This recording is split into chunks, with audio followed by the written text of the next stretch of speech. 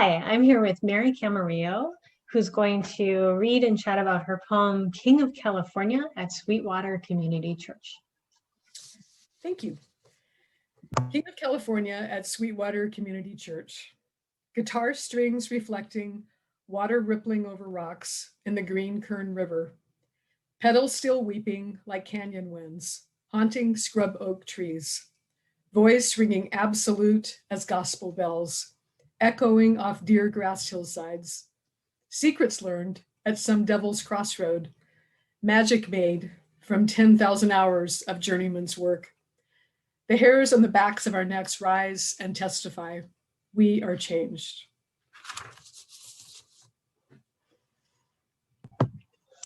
So I think one of the things that interests me about this poem is the way that religion and I guess you would call it the secular, the music, right? Which I'm not imagining this as like church music necessarily, but a concert that's happening in a church, but how those things come together in the poem. Can you say a little bit about how that happened? Well, a couple of years ago, my husband and I went to a concert. Do you remember going to concerts?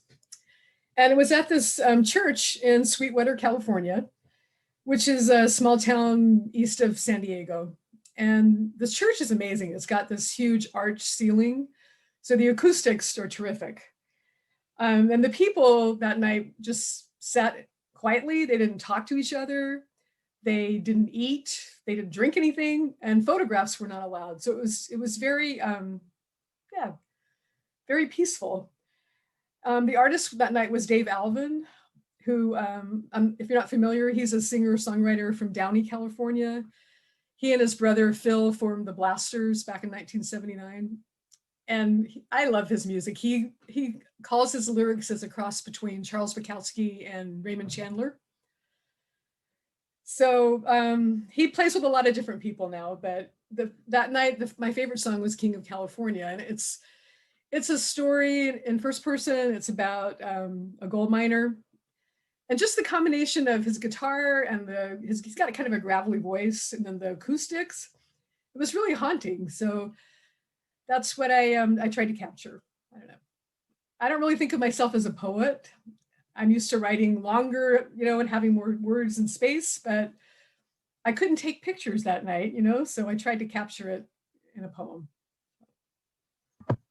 Wonderful. I mean, it's kind of interesting to think of the poem as a kind of photograph of the moment and the music, but trying to capture it. And I think it's not really fair to say that you're not a poet, because I think this is a wonderful poem. I appreciate that you're one of those folks who's able to write poetry and in other genres.